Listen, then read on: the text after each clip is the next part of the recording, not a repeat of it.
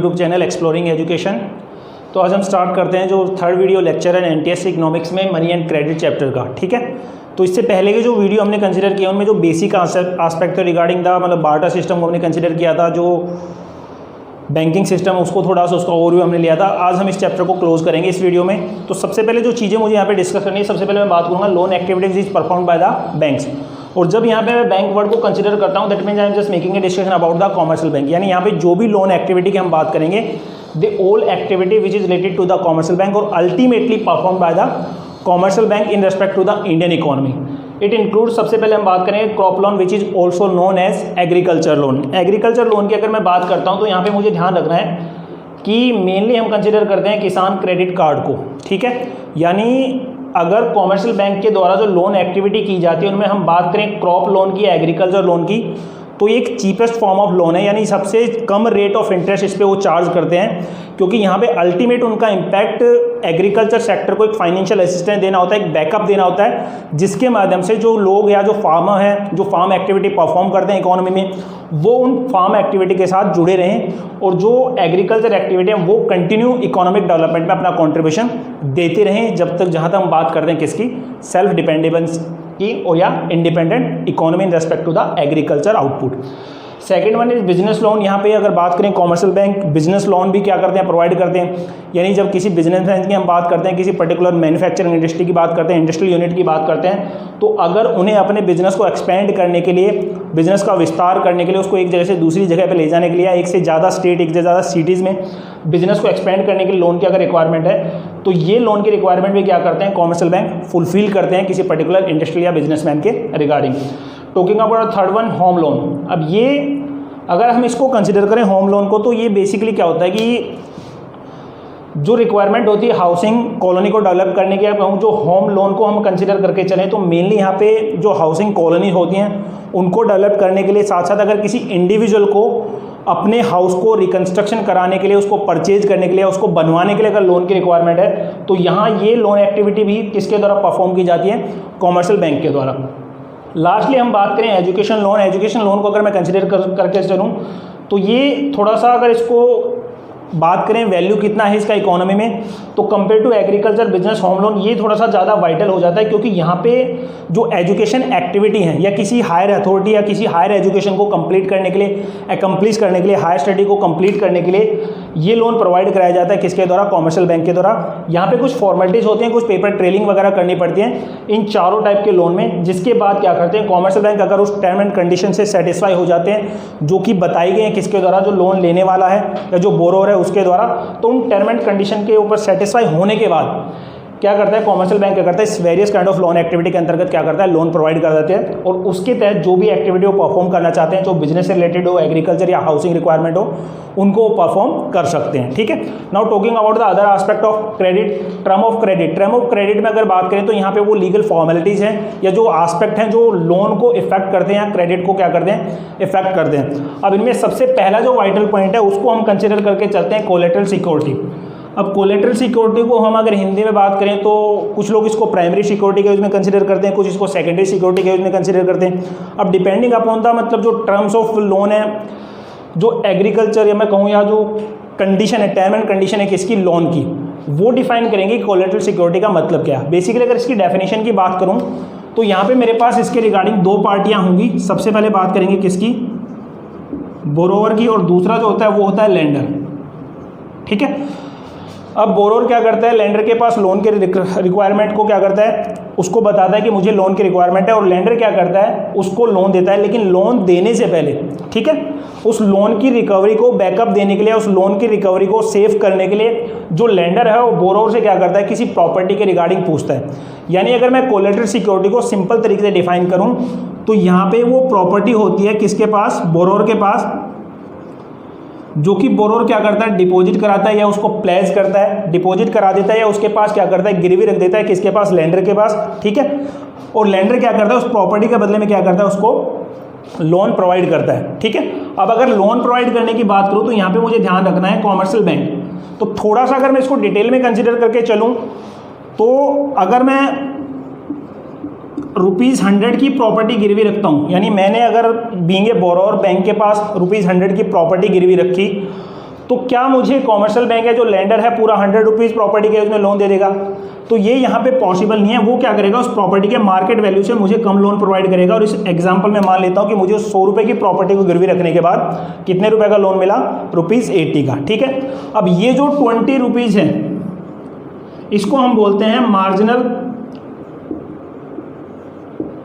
ठीक है, जो रिक्वायरमेंट है उसको कह सकते हैं मार्जिनल रिक्वायरमेंट है। बैंक क्या करता है, ₹20 को सेफ गार्ड रखता है, अपने पास रिजर्व रखता है। वो कभी भी पूरा लोन उसको प्रोवाइड नहीं कराता, क्योंकि बाद में हो सकता है कि बैंक को क्या करना पड़े, या जो लेंडर है उसको लोन की रिकवरी ना होने के बाद उस प्रॉपर्टी को बेचने के लिए कुछ पेपर ट्रेलिंग वगैरह कुछ फॉर्मेलिटीज़ पूरी करनी पड़ती है। उस फॉर्मेलिटीज़ का जो एक्सपेंडिचर उसको मीट आउट करने के लिए वो क्या करते हैं, इस मार्जिनल रिक्वायरमेंट को अपने पास क्या करते हैं, सेफ रखते हैं। ठीक है, तो कोलेटरल सिक्योरिटी का मतलब क्या हुआ, यहाँ पे जो बोरोवर है उसकी प्रॉपर्टी है वो लेंडर के पास डिपॉजिट कराता है, प्लेस करता है, उसको गिरवी रखता है। उसके बदले में लेंडर क्या करता है, लोन प्रोवाइड करता है किसको, बोरोवर को। अगर बोरोवर डिफॉल्ट करता है या रीपेमेंट में डिफॉल्ट करता है, उसका रीपेमेंट नहीं कर पाता लोन का, तो उस केस में लेंडर को ये राइट होता है, लीगल राइट होता है कि वो उस कोलेटरल सिक्योरिटी को बेच के अपने लोन की जो रिकवरी है वो कर सकता है, या लोन का जो डेट्स है उसको मीट आउट कर सकता है। उसके बाद बात करते हैं इंटरेस्ट पेमेंट की। इंटरेस्ट पेमेंट जो टर्म एंड कंडीशन है लोन की उसके ऊपर डिफाइन होता है, depending upon the nature of loan के किस पर्पज से आपने लोन लिया है, एग्रीकल्चर से लिया है, बिजनेस से लिया है, हाउसिंग लोन लिया है, एजुकेशन लोन लिया है, कार लोन लिया है। तो various kind of loan activities में क्या होता है, अलग अलग रेट ऑफ इंटरेस्ट क्या होता है, एप्लीकेबल होता है। और ये दोनों पार्टीज के एग्रीमेंट के ऊपर डिफाइन करता है कि इंटरेस्ट पेमेंट कितना होगा, रेट ऑफ इंटरेस्ट कितना होगा, और अगर उसके पेमेंट में डिफॉल्ट करता है तो क्या टर्म एंड कंडीशन है, क्या स्टेप्स हैं जो एक लेंडर ले सकता है अगेंस्ट बोरोवर। उसके बाद बात कर रीपेमेंट ऑफ लोन्स। तो रीपेमेंट ऑफ लोन्स को अगर हम कंसिडर करके चलेंगे, यहाँ पे अलग अलग लोन एक्टिविटी में अलग अलग टर्म एंड कंडीशन होती हैं। जैसे हम बिजनेस लोन के रिगार्डिंग बात करें तो यहाँ पे इंस्टॉलमेंट वगैरह का कुछ भी नहीं होता है। एजुकेशन लोन के रिगार्डिंग बात करें तो यहाँ पे कभी भी इंस्टॉलमेंट में पेमेंट नहीं होता। लेकिन अगर हम बात करेंगे हाउसिंग लोन की या होम लोन की, तो वहाँ पे क्या करते हैं, जो लेंडर होता है, जो कॉमर्शियल बैंक होते हैं, वो उस रिक्वायरमेंट को पूरा करते हैं, उन टर्म एंड कंडीशन को बाकायदा लोन के एग्रीमेंट में डिफाइन करते हैं कि इसका जो रीपेमेंट है वो हम किस तरीके से क्या करेंगे, रिकवर करेंगे। क्लियर है चीज़? तो ये कुछ टर्म एंड कंडीशन है जो टर्म ऑफ क्रेडिट को डिफाइन करते हैं, जो लोन का एग्रीमेंट होगा वो कैसे सेटअप होगा, कैसे उनके बीच में लोन एक्टिविटी है वो कंप्लीट की जाएंगी। बात करते हैं जो सोर्सेज ऑफ लोन है उनकी, यानी अगर अब मनी और क्रेडिट के रिगार्डिंग बात करूँ तो कहाँ से मुझे क्रेडिट फैसिलिटी मिल सकती है बीइंग ए ह्यूमन बीइंग। अगर मैं बात करूँ इकोनॉमी के रेस्पेक्ट में, तो उनको हमने डिवाइड किया है 2 पार्ट्स में। सबसे पहले हम बात करेंगे फॉर्मल लोन्स की, और उसके बाद हम बात करेंगे इनफॉर्मल लोन्स की। ठीक है, तो फॉर्मल लोन्स में मेनली मैं कंसिडर करूँगा वो इंस्टीट्यूशन जो फॉर्मल तरीके से मुझे क्या करते हैं, लोन या क्रेडिट फैसिलिटी प्रोवाइड कराते हैं, और इनफॉर्मल में जो इनफॉर्मल इंस्टीट्यूट हैं उनको मैं कंसिडर करके चलूँगा। अब फॉर्मल लोन्स का मतलब यहाँ पे मुझे ध्यान रखना है कि मतलब उन इंस्टीट्यूशन को मैं कंसिडर करके चल रहा हूँ जो किसी सिक्योरिटी के एवज में और किसी तरह की फॉर्मेलिटीज़ कंप्लीट कराने के बाद मुझे लोन प्रोवाइड कराते हैं। ठीक है, यानी किसी सिक्योरिटी के एवज में मुझे लोन मिलेगा और after accomplishes some kind of formalities वो मुझे यहाँ पे लोन प्रोवाइड कराएंगे। ये आते हैं किसमें, फॉर्मल लोन्स में, और मेनली मैं कंसिडर करता हूँ किसको, कॉमर्शियल बैंक को।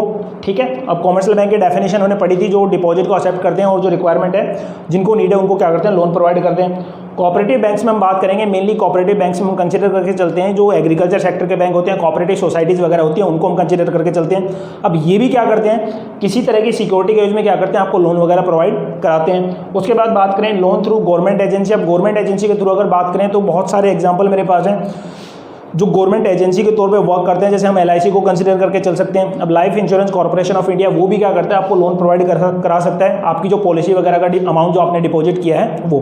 तो ये कुछ फॉर्मल तरीके हैं जिनके माध्यम से लोन मिलता है। लेकिन जो फॉर्मल लोन्स है या फॉर्मल जो वे ऑफ टेकिंग लोन्स है उसमें मुझे ध्यान रखना है कि यहाँ पे सिक्योरिटी मुझे डिपॉजिट करानी पड़ेगी और कुछ फॉर्मेलिटीज़ मुझे कंप्लीट करनी पड़ेंगी, तब जाके मुझे क्या करेगा, क्रेडिट फैसिलिटी क्या होगी, अवेल्ड होगी, या मुझे लोन क्या करे उससे मिलेगा। उसके बाद बात करें इनफॉर्मल लोन्स की। अब इनफॉर्मल लोन्स में क्या होता है कि पहली चीज़ मुझे ध्यान रखनी है, यहाँ पे किसी तरह की सिक्योरिटी क्या होती है, डिपॉजिट नहीं कराई जाती, और ना ही किसी तरह की फॉर्मेलिटीज आपको कंप्लीट करनी पड़ती। यानी ना तो सिक्योरिटी यहाँ पे और ना ही किसी तरह की फॉर्मेलिटी। उसके बाद भी आपको क्या मिलता है, क्रेडिट फैसिलिटी मिलती है। उसमें हम कंसिडर करते हैं ट्रेडर्स लैंडलॉर्ड्स। अब ट्रेडर्स एंड लैंडलॉर्ड्स की अगर हम बात करूँ, जैसे मान लो मैं एक शू मेकर हूँ तो मैं क्या कर सकता हूँ, जो मेरा जो रॉ मटेरियल सप्लायर है उससे क्या कर सकता हूँ, एडवांस ले सकता हूँ। ठीक है, उसके बाद बात करेंगे फ्रेंड्स एंड रिलेटिव की बात करेंगे। जो मेरे फ्रेंड्स हैं या जो मेरे रिलेटिव हैं वो भी क्या कर सकते हैं, मुझे लोन या क्रेडिट फैसिलिटी प्रोवाइड करा सकते हैं। और उसके बाद बात करेंगे अदर सोर्सेज। अदर सोर्सेज में जो भी अदर एस्पेक्ट जैसे हमने कंसिडर किया, जो मतलब मेरा भाई पार्टी है जो सप्लायर है जो मुझे रॉ मटेरियल सप्लाई करता है उससे मैं लोन ले सकता हूँ, या फिर जिस पार्टी ने मुझे ऑर्डर दिया है जो पार्टी मुझे ऑर्डर दे के गई है मैं उससे भी क्या कर सकता हूँ, किसी तरह का एडवांस ले सकता हूँ। तो these are the other sources जिनको मैं कंसिडर करके चलता हूँ। लेकिन यह मुझे ध्यान रखना है कि जब भी मैं सिक्योरिटी कंसर्न के रिगार्डिंग इनकी बात करूँगा या मैं एक लैंडर के तौर पर अगर कंसिडर करूँ तो मैं हमेशा प्रेफर करूँगा किसको, फॉर्मल लोन्स को, क्योंकि यहाँ पे मैं सेफ हूँ। यहाँ पे सिक्योरिटी मेरे पास है, फॉर्मेलिटीज मेरे पास है, कुछ डॉक्यूमेंटेशन मैंने कंप्लीट करा है, वो सारी चीज़ें मुझे सेफगार्ड करती हैं कि अगर बाद में अगर डिफॉल्ट होता है बोरोर के द्वारा regarding the repayment of loan, तो उस केस में जो पेपर ट्रेल मेरे पास है, डॉक्यूमेंटेशन मेरे पास है, जो सिक्योरिटी मेरे पास है, उसके माध्यम से मैं क्या कर सकता हूँ, लोन को रिकवर कर सकता हूँ। लेकिन यहाँ पे मुझे ध्यान रखना है, अगर यहाँ पे जो बोरोर है वो डिफ़ॉल्ट करता है तो फिर उस लोन की रिकवरी में मेरे लिए काफ़ी सारी चीज़ें करते हैं, डिफ़िकल्ट हो सकते हैं। उस लोन को रिकवर करना मेरे लिए क्या होगा, काफ़ी डिफ़िकल्ट होगा। वो लोन हो सकता है रिकवर हो या ना हो, ठीक है। अगर बात करें इंटरेस्ट रेट के रिगार्डिंग, तो जो फॉर्मल लोन्स है कंपैरिजन टू इनफॉर्मल लोन्स, यहाँ पे जो रेट ऑफ इंटरेस्ट है इनफॉर्मल लोन्स में वो क्या होगा, कंपेयर टू फॉर्मल लोन्स ज़्यादा होगा, क्योंकि यहाँ पे सिक्योरिटी कंसर्न हमेशा बना रहता है। लेकिन फॉर्मल लोन्स में क्या होता है, रेट ऑफ इंटरेस्ट क्या होगा आपका, कम होता है कंपेयर टू, क्योंकि यहाँ पे सिक्योरिटी कंसर्न नहीं होता। उसके बाद अगर हम बात करें, जो लास्ट में मेरे पास टॉपिक बचता है वो है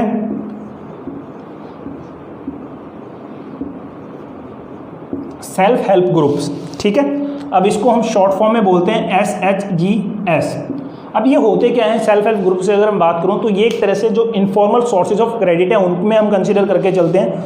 अब इसमें क्या होगा, जैसे मेनली हम कंसीडर करते हैं, जैसे भाई जो मेल है या फीमेल है, डिपेंडिंग अपॉन के सेल्फ हेल्प ग्रुप आपने बनाया किस पर्पज है, किनको लेके आपने कंसीडर किया है।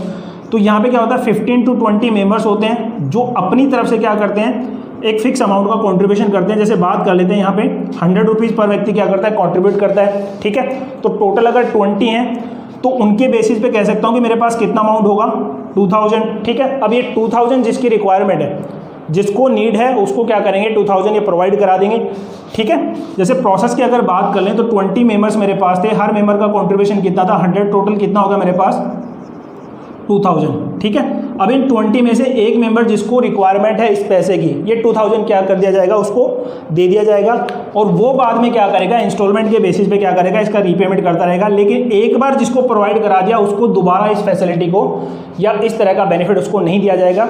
यानी 20 में से जिसको मान लेता हूँ X को अगर मिल गया तो अगली बार X का क्या होगा, नाम उसमें शामिल नहीं होगा, जो बाकी 90 हैं वो एलिजिबल होंगे इस 2000 के लिए। ये मुझे ध्यान रखना है। ये एक वर्किंग प्रोसेस है किसकी, सेल्फ हेल्प ग्रुप्स की।